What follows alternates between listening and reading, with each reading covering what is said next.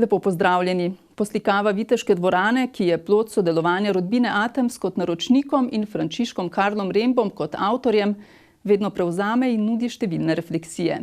Zaradi njene skrivnostnosti in prevzetnosti je nastala zamisel za cikel razstav o 4 elementih: vodi, ognju, zemlji in zraku, ki so v njej prikazani in prav tako usmerjajo naše življenje. Leta 2016 so začeli z vodo, decembra lani pa postavili še zadnjo v ciklu, zrak.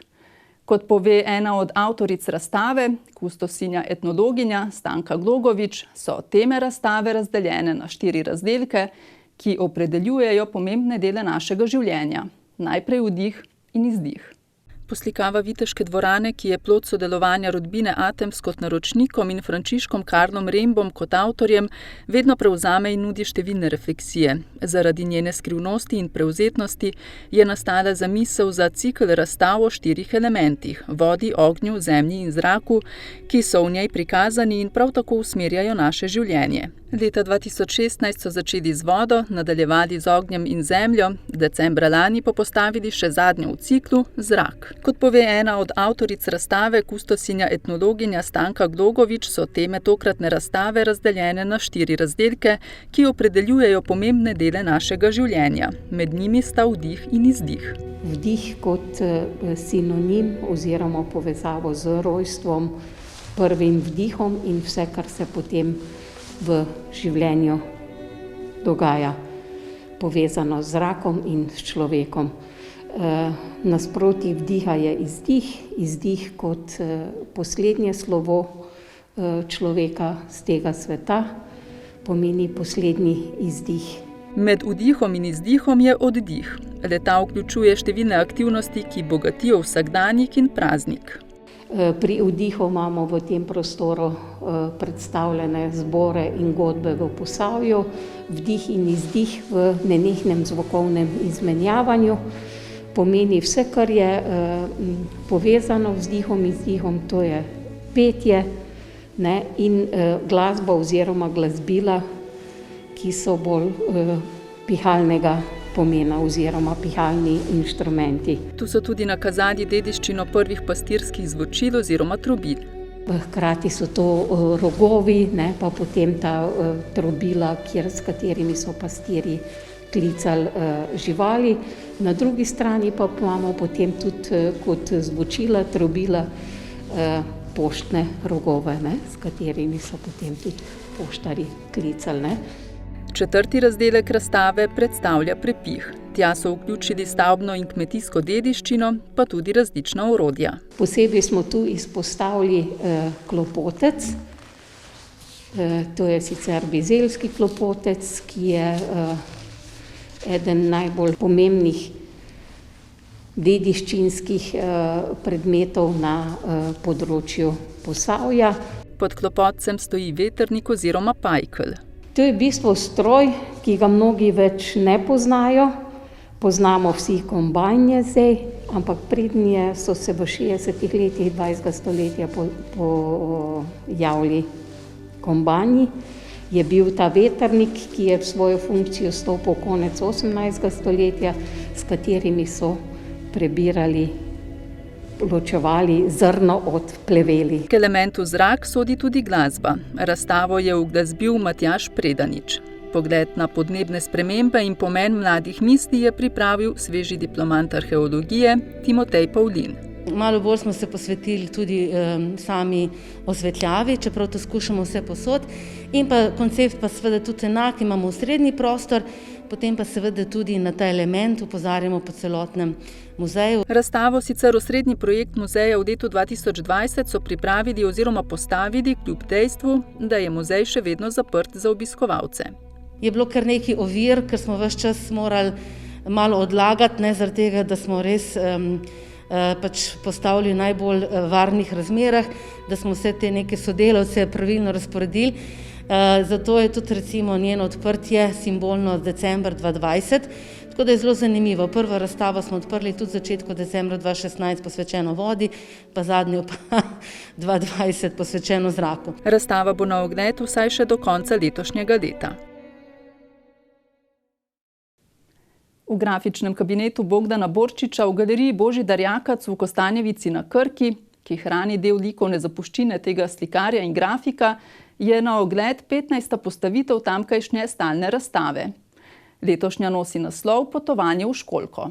Na letošnji postavitvi v grafičnem kabinetu Bogdana Borčiča predstavljajo izbor 23 umetnikovih grafik in skic, datiranih v prvo polovico 70. let prejšnjega stoletja, na katerih kot glavni protagonisti zgodbe nastopajo lupine školjk in morskih polžev.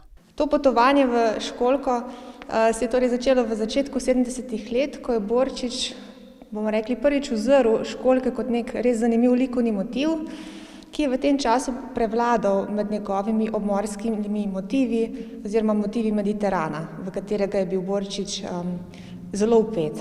Prehod iz prejšnjih ciklov se je zgodil tudi na formalni ravni. In sicer Borčič spremeni svoj dvodimenzionalni likovni jezik v trodimenzionalnega in školjko upodablja pravzaprav z veristično natančnostjo, lahko rečemo tudi z znanstveno natančnostjo. Hkrati je spremenil tudi gradnjo in členitev grafičnega lista in sicer na več različnih kvadrantov, v katerih ima vsak od njih nek svoj prostor, pojasnjuje Simončičeva. Tako da se zgodi, da je na istem grafičnem listu lahko množica različnih perspektiv. V grafične liste je avtor vključil tudi pisano besedo in sicer izseke iz svojega delovnega dnevnika, ki pa niso namenjeni branju, ampak delujejo samo kot celota, ki v bistvu opozarja na to prisotnost umetnikove roke, torej ravno preko njegovega rokopisa. Pozorno oko gledalca bo opazilo, da se na različnih delih pojavljajo enaki detajli. Tako da se tudi že v tem obdobju kaže kasnejši Borčičev princip konstrukcije grafičnega lista in sicer, da je umetnik uporabil enake matrice na več odtisih, torej da jih je recikliral. Borčič se je po potovanju in raziskovanju širokega in večplastnega polja razmerij med naravo in umetnostjo, zgoščenega v obliki in simboliki školjke, posvetil z nič manj kot znanstvenim pristopom. Tudi na ta način, da je sam s pomočjo družine in prijateljev zbral precej široko zbirko teh lupin morskih mehkužcev. Nekatere izmed teh školjk je dal celo prerezati ali pa rentgensko poslikati, tako da je lahko resnično pogledal v njihovo notranjost in nekako razgalil te školjke do njihovih osnovnih geometrijskih oblik. Lupine školjk in morskih polžev so imele skozi zgodovino različno simboliko. V 16. stoletju so jih zaradi njihove lepe kiparske oblike postavljali kot kuriozitete v sobe čudes. V 17. stoletju so jih recimo umetniki slikali na tihožitih memento mori kot simbole minljivosti. Če pomislimo, so školjke res samo predmeti lupine biti, ki so nekoč v njih živela, ki so nekoč obstajala. Hkrati so školjke lahko pomenile tudi simboliko čistosti in tudi erotike, če pomislimo samo na rojstvo boginje Venere. Borčič si jih je prisvojil in jih v svojih delih razgalil pred gledalci. Iz vsakdanjih predmetov jih je povzdignil v osebne znake, ki v množici interpretacij spajajo preteklost z bežečimi trenutki življenja umetnika. Razstava je na ogled do začetka februarja 2022. Od četrtka 18. februarja je v dvorani v Parku in na spletu na ogled slikarska razstava Jožice Pavdin z naslovom Mir na brežinah mojih voda. Jožica Pavdin je članica Kulturno-umetniškega društva Liber. S slikarstvom se ukvarja že od leta 1996, v vsem tem času pa se je posluževala različnih tehnik in motivov. Tokrat se je posvetila pejsažem. Tu so predvsem vode. Skoraj na vsaki sliki je nekje voda, tisti mir, tudi naslavlja svojo razstavo Mir na brežinah njenih voda. Skratka, pejsaži so trenutno na ogled.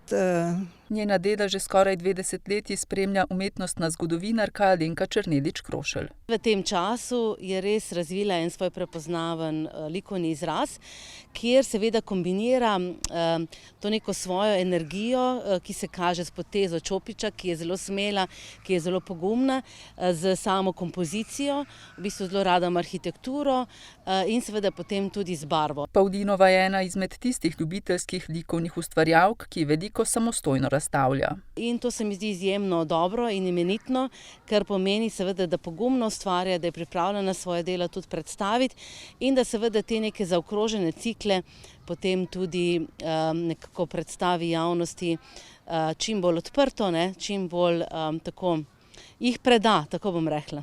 V Kulturno-umetniškem društvu Liber so veseli tega uspeha svoje članice, dodaja predsednica društva. Jaz bom danes rekla tako, trenutno je Jožica na enem nujnem obhodu, kmalu spet pride. Kljub trenutno ugodnejšim epidemiološkim razmeram so se odločili za spletno odprtje razstave, ki bo v četrtek 18. februarja ob 18. uri. Na ogled bo do 16. marca, tudi v dvorani v parku. Epidemija koronavirusa samostojne kulturne ustvarjalce postavlja pred številne izzive. Kriza je prizadela predvsem glasbenike in gledališke ustvarjalce, ki so se soočili z odpovedjo projektov.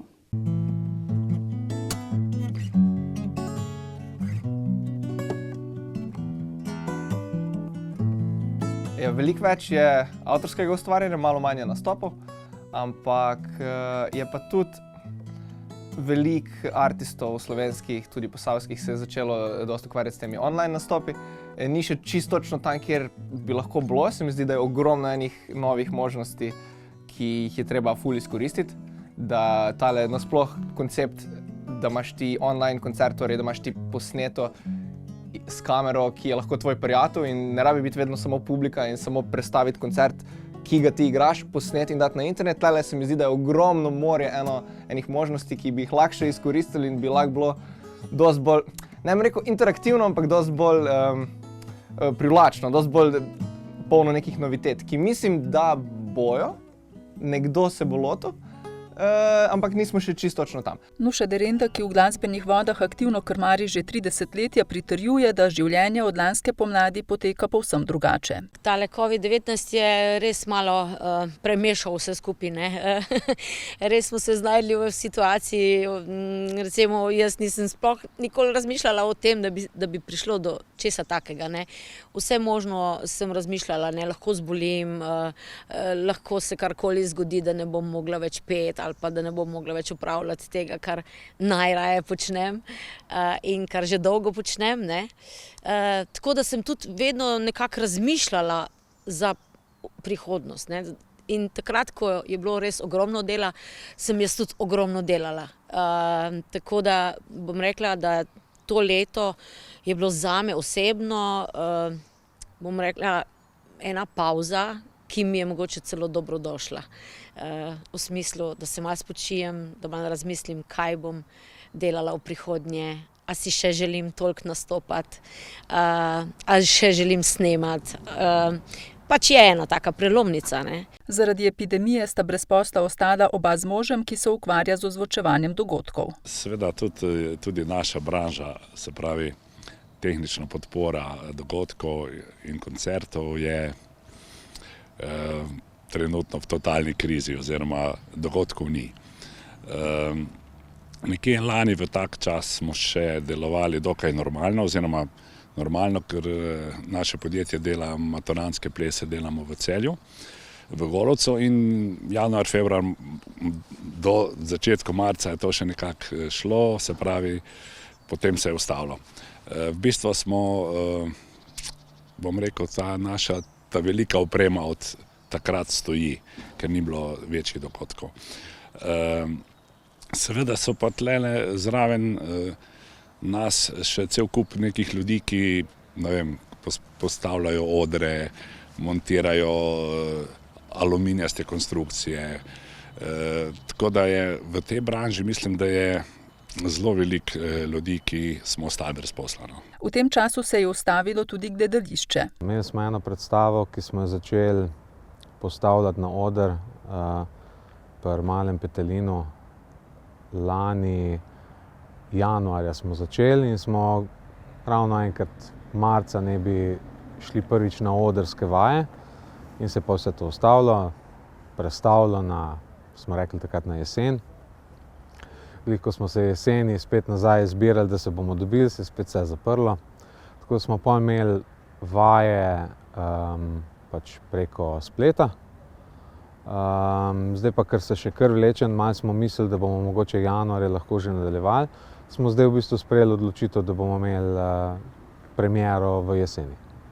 Tako da zdaj so trenutno obnovitvene vaje, enkrat na mesec se dobivamo, v jeseni bomo pa začeli. To je ta ljubiteljski projekt od Malega Petelina. O miših in ljudeh bomo delali od Steinbecka. Nuša Derenda čas namenja ustvarjanju novih pesmi. Trenutno sem posnela eno skladbo in mislim še videospot posnet, tako da jo bom dala ven pač kot videospot in nekako se kaže tudi nekatere oddaje, recimo jaz še vedno nekako bolj verjamem ali pa sem navajena na televizijo, ne. Še vedno je to medij, ki je meni bližje, ne, kot pa družabna omrežja.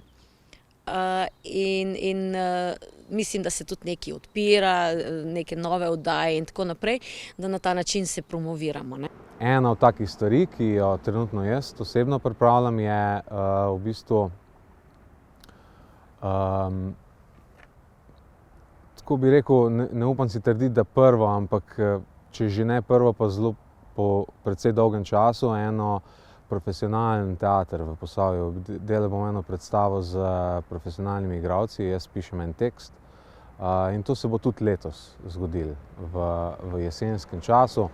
Zdaj, če bo ta epidemija še vedno trajala, bomo našli druge rešitve. Imam tudi eno backup opcijo, da bi to naredili kot neke sorte gledališki film, kar bi bilo tudi zanimivo. Ampak se mi zdi, da pač te časi so takšni, da te pač prisilijo se znajti, no. Ful sem hvaležen, imam eno lepo bazo ljudi, ki me poznajo, ne samo osebno, ampak kar se tiče, da vejo, da material prihaja, in sem zelo hvaležen, da danes je zelo težko, ful je vsebin na internetu in je zelo težko sploh koga pocukniti, da zdaj pa, daj prosim te samo poslušaj, samo klikni na povezavo, ja ali pa ne, samo da veš, če je. In tole sem zelo hvaležen, da je ena zelo lepa skupina ljudi, ki še vedno se zelo lepo odziva na to, no. Zdaj ne ja, pa super si naredil, pa ne, ampak samo da, okej, on je nekaj naredil, daj gremo samo prečekirati to, no. To se mi zdi tako zelo, ne bom rekel fair, ker ni nobenemu nič dolžen, ampak je pa zelo lepo, da vem, da ko nekaj pošlješ v svet, da svet en lep del mojega sveta osebno bo šel, bo preveril, bo napisal, bo pohvalil, bo zgrajal, ampak da si bo vzel, ne vem, 3-4 minute. Prihodnost je negotova, saj nihče ne ve, kdaj bodo lahko spet nastopali v živo. Ne vem, najbolj optimistične so neke napovedi, kak ti The Roaring Twenties, da se vrnejo. Torej, da je po epidemiji, da se malo bolj začnemo zavedati tega, ampak je zelo tanka meja, se mi zdi, no. Magnifico je v enem intervjuju zelo parafraziral, ne bom sicer ponovil njegovih besed, ampak na princip, manj ko bomo hodili na koncerte, manj se nam bo luštalo hoditi na koncerte. To je ta zdaj dvorezni meč, mogoče se to zgodi, mogoče ne.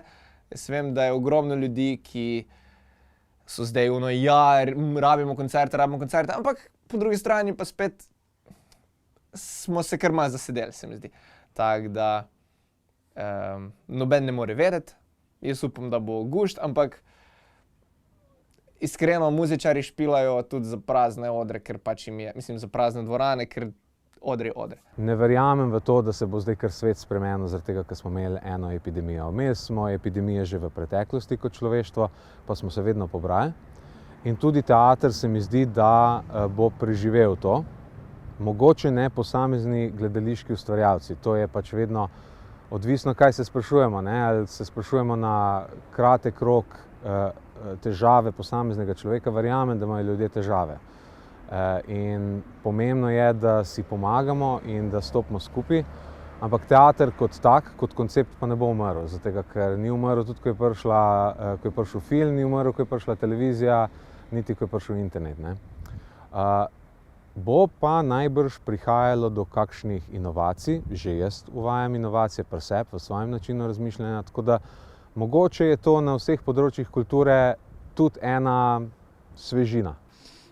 Sem pa se že razmišljala, ne lani, samo lani, ampak že kakšno leto prej, kaj bi jaz še počela, če ne bi toliko več nastopala, ne, in ja, imam tudi plan B. Recimo.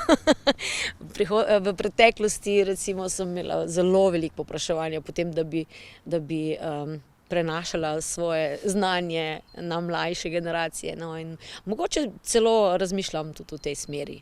Ampak še vedno bom rada nastopala. Če me bo kdo želel, da mu pridem zapet, verjetno bom tudi kdaj še kakšen koncert organizirala. Ampak važno, da smo zdravi in da poskušamo ta čas nekako obrniti sebi v prid. Veliko sem športala v tem času, veliko sem kuhala doma, res čisto drugače, kot je bilo mogoče 10 let nazaj. Važno, da smo zdravi. Potres, ki je konec decembra prizadel Petrinjo, je precej poškodoval Lamutov likovni salon v Kostanjevici na Krki. Zaradi poškodb oziroma prve ocene statikov, da salon ni varen za daljše zadrževanje, ga bodo najverjetneje zaprli. Od objektov kulturne dediščine so med drugim prizadeti tudi Brežiški grad ter Mencingerjeva in Valvazorjeva hiša v Krškem. Posledice potresa opazimo že pri vhodu v Lamutov likovni salon. Poškodovani so velbi, razpokane zunanje in notranje stene, poškodovana je lesena konstrukcija. Lamutov likovni salon je najbolj poškodovan objekt v Kostanjevici na Krki, kjer je škodo utrpelo veliko stavb. Ta stavba je pravzaprav že dotrajana že nekaj časa. Občina jo je odkupila in jo ima namen seveda sanirati.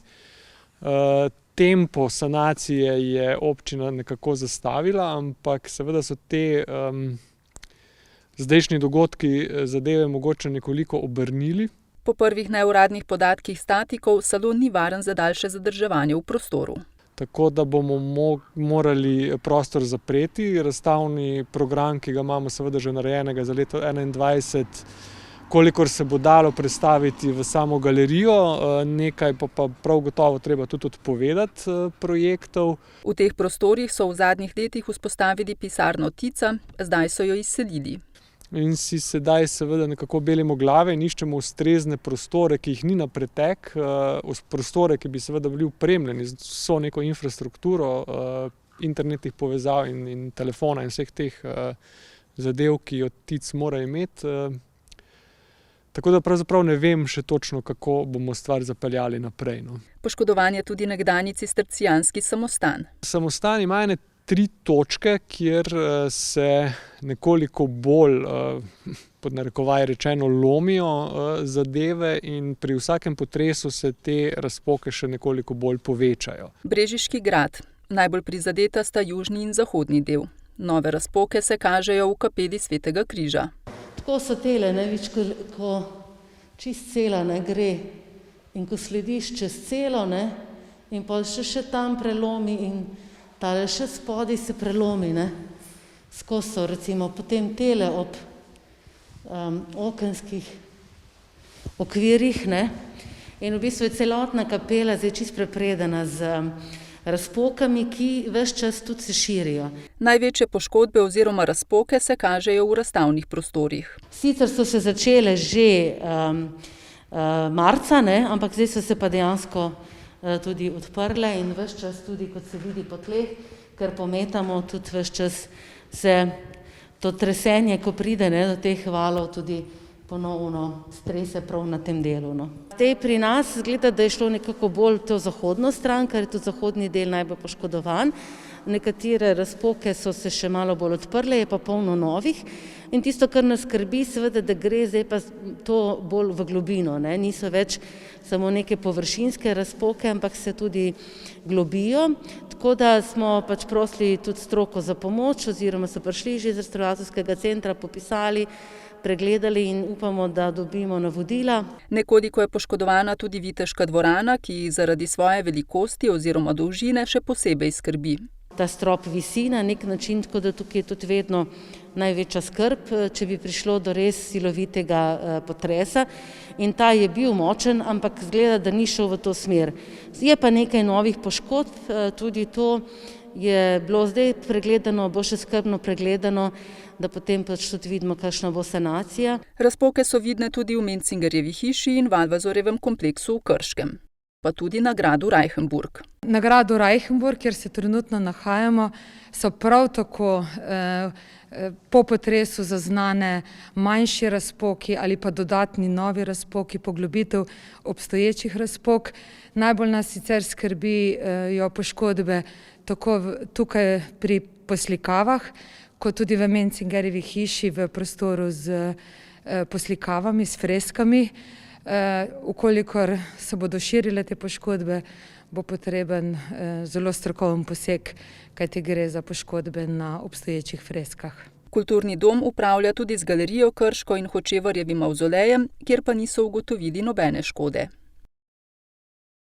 Spoštovani gledalci, spremljali ste mesečni pregled kulture.